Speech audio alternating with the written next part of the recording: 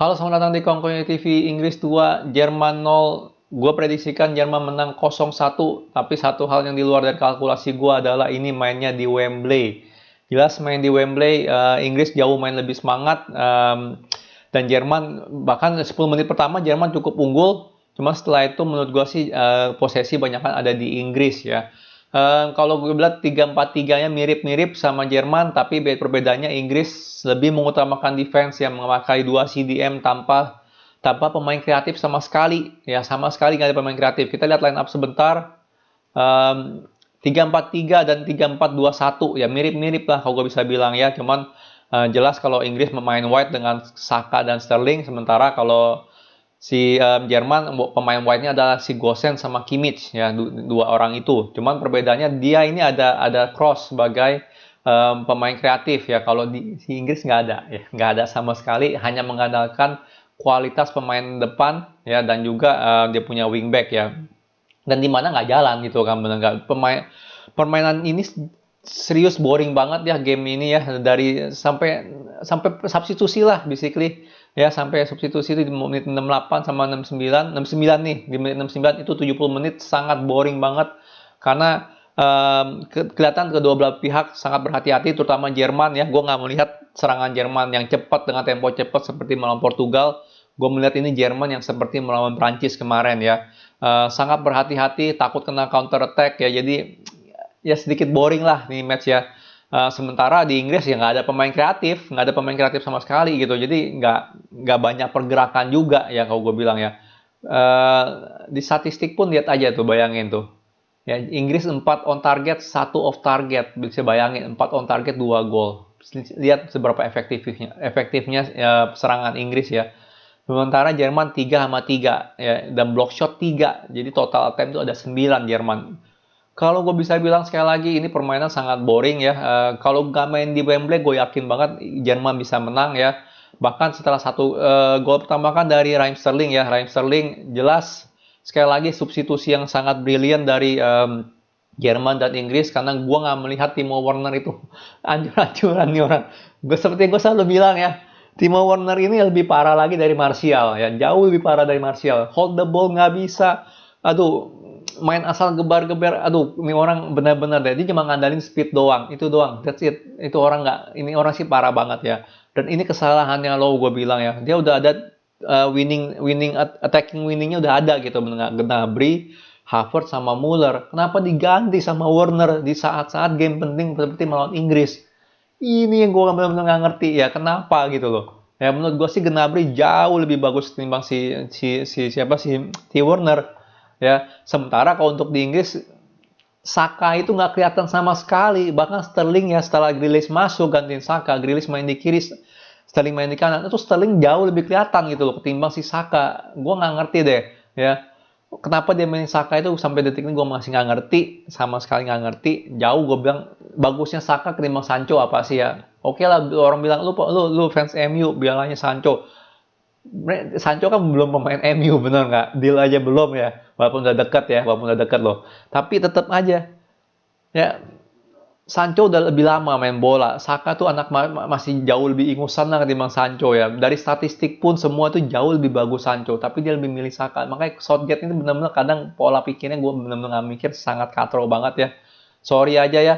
Inggris kalau seandainya menang Euro pun itu purely dari kualitas pemain yang sangat bagus, dan defense doang udah gitu ya. Ya defense doang mereka kuat ya, karena Calvin Calvin Phillips dan Declan Rice itu jauh banget mainnya hari ini mainnya jauh banget, bagus banget hari ini mainnya.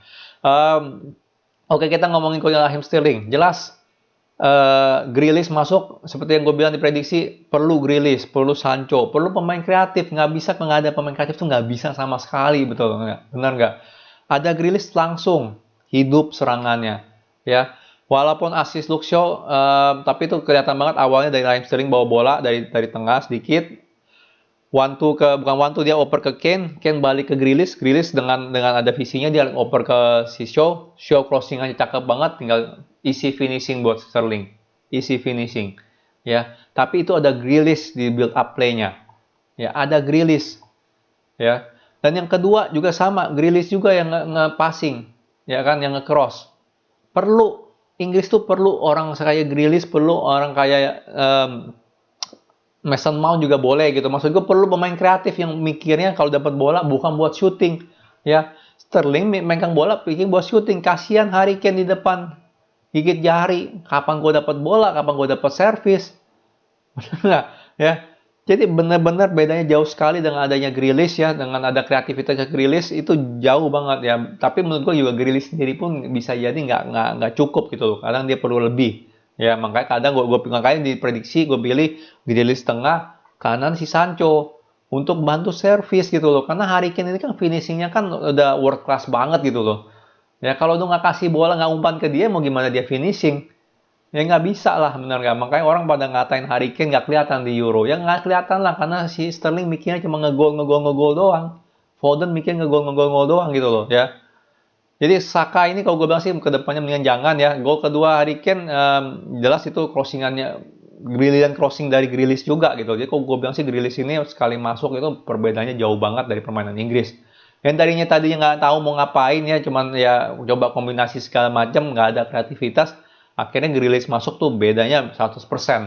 Bedanya 100%. Ya mungkin buat pecinta jus yang nggak suka Grealish, yang bilang Grealish nggak ada visi, bilang pasti tetap bakal ya bla bla bla bla bla, tapi tetap aja jauh banget perbedaannya ada Grealish.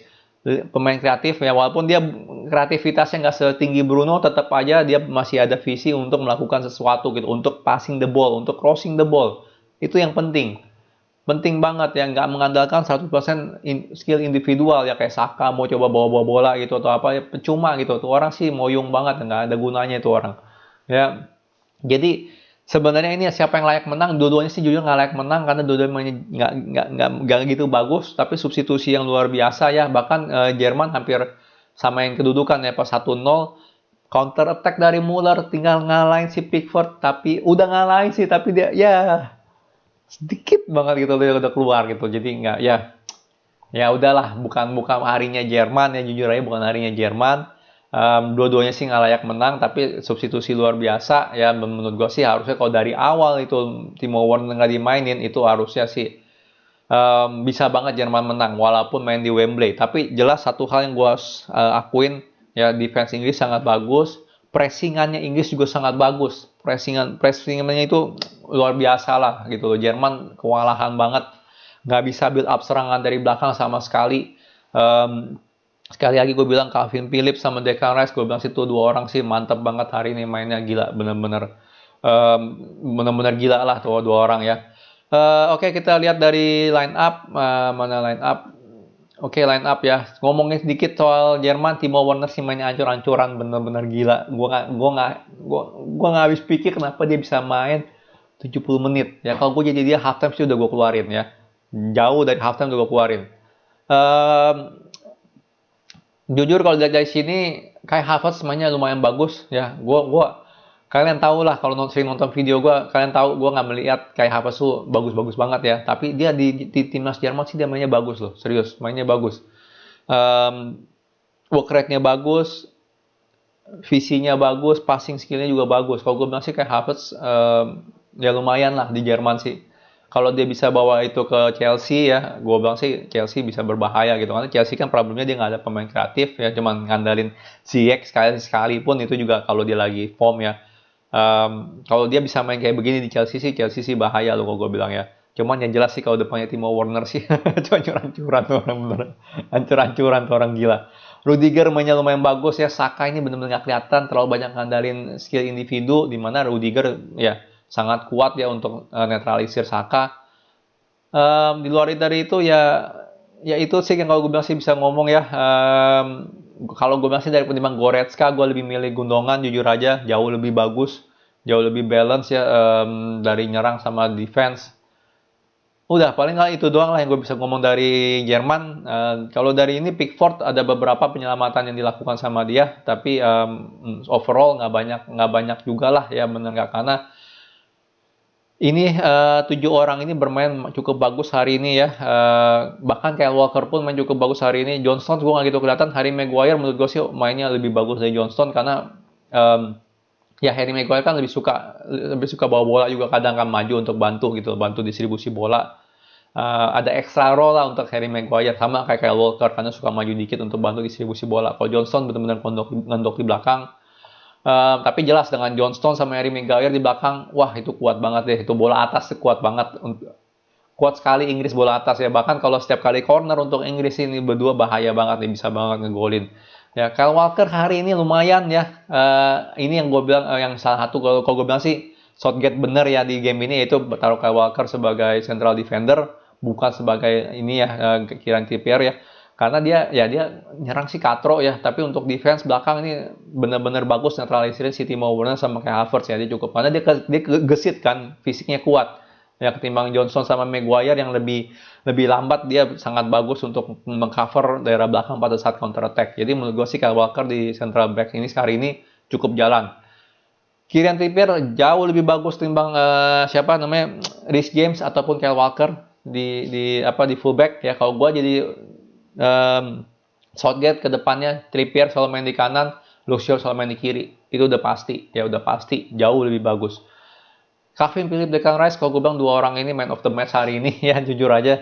Karena ya gila, mereka berdua ini ya work rate-nya bagus, positioning-nya bagus, udah saling ngerti, pressingannya kayak gila. Waduh, kalau gue bilang sih dua orang ini sih mainnya bagus sekali hari ini. Jangan mikir dari segi bangun serangan ya, karena jelas mereka bukan pemain kreatif ya. Calvin Phillips box to box tapi bukan pemain kreatif, makanya gue selalu bilang Inggris perlu pemain kreatif 2 gitu minimal ya, karena dia udah habisin 2 midfield untuk pemain defensif ya. Jadi tapi mereka berdua hari ini sangat bagus untuk menetralisirkan kayak Havertz, Werner, Muller itu sangat bagus lah dia. Lalu Bukayo Saka nggak kelihatan sama sekali ya, terlalu banyak otot kalau pencinta Jus ngomong ya, terlalu banyak otot, otaknya sedikit ya. Gue setuju banget ya diganti ya, bahkan kalau gue jadi Southgate sih halftime udah gue ganti nih orang. Halftime udah gue ganti. Sekali lagi sampai detik ini gue masih nggak ngerti kenapa dia lebih milih Saka ataupun Foden ya ketimbang Sancho ya. Jelas Inggris tuh perlu pemain kreatif gitu ya. Perbedaannya jauh banget pas Grealish masuk gantiin Saka, itu jauh sekali 100%. Ya dia lebih mikir gimana gue passing bola, gimana cara gue create pas nyerang gitu loh, bener nggak? Itu penting banget. Kalau nggak sebelum itu nggak ada gitu. Ini Calvin Phillips, Declan Rice, Luke Shaw ini semua ini kan mikirnya untuk defense, jangan sampai kebobolan, bener nggak? Dan sampai sekarang belum kebobolan sama sekali loh.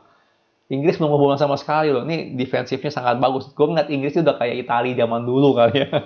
Ya defense itu gila-gilaan bagusnya ya.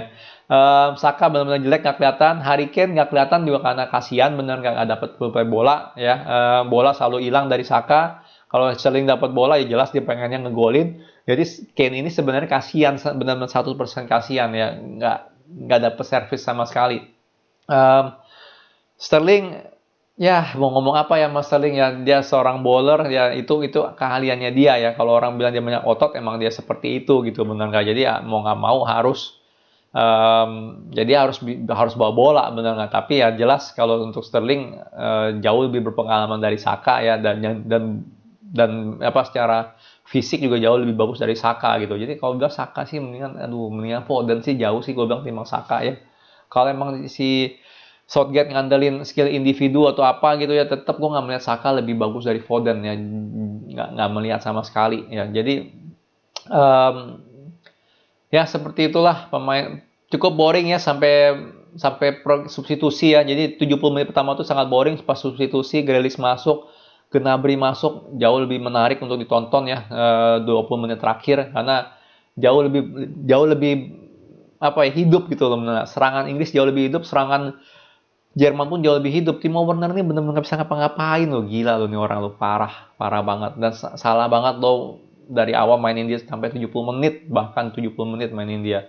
Ya gila deh pokoknya. Dia cuma dapat satu peluang kali ya, benar nggak ya? Parah deh ya. Jadi itu nextnya Inggris bakal ketemu Ukraine ya. Seperti yang gue bilang, Inggris udah pasti auto final. Nggak peduli lu pada ngomong apa ya, bilang ya kan yang lolos kan nggak bisa dianggap remeh. Tetap aja nih lawannya Ukraine. Merem aja udah pasti menang, bener nggak? Nextnya ketemu siapa? Kalau Ceko menang, dia ketemu Ceko lagi, ya udah pasti tumbang Ceko, bener nggak? Ya kan, Denmark nih, gue ngarepin Denmark doang nih. Denmark menangnya gede nih kemarin, nggak salah kan? Denmark menang berapa nih, coba lihat. Menang 4-0 nih lawan Wales, tapi juga itu ada kartu merah. Gue belum pernah lihat Denmark main kayak gimana, tapi tetap aja lah. Inggris ini kan kualitas pemainnya bagus, ya. Dia main jelek pun ya, itu pasti masih bisa menang gitu loh, karena kualitas pemainnya itu gila-gilaan, ya gila-gilaan. Jadi nggak perlu baca peluang untuk nyerang, untuk skor, bener nggak? Lihat aja peluangnya dia berapa, bener nggak? Lawan Jerman berapa? Cuma 4 on target, 1 off target. Bayangin aja, Jerman tuh lebih banyak peluang gitu. Walaupun gue bilang dua-duanya main sama-sama katro di 70 menit pertama. Ya, jadi gue bilang Inggris auto final, udah pasti auto final. Finalnya di Wembley lagi kalau nggak salah kan. Jadi sangat besar sih kemungkinannya dia juara ya. Kalau dia sampai nggak juara sih benar-benar mentalnya sih jelek banget Inggris, jujur aja. Ya, atau nggak kalau sampai di semifinal sampai kalah gitu ya, atau di quarter final sampai kalah sih nih orang Inggris sih.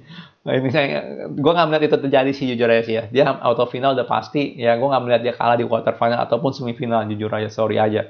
Ya bahkan yang lebih seru adalah ntar Belgium ketemu Itali, ya siapapun yang menang ini bakal ketemu Spanyol kemungkinan besar ya. Ya Swiss ya, ya gitulah ya. Jadi gue nggak tahu sih, gue belum pernah lihat Spanyol main ya, tapi harusnya Spanyol di atas kertas menang lah, bener nggak? Ya oke, sekian video dari gue. Kalau suka jangan lupa like, subscribe, and thank you for watching.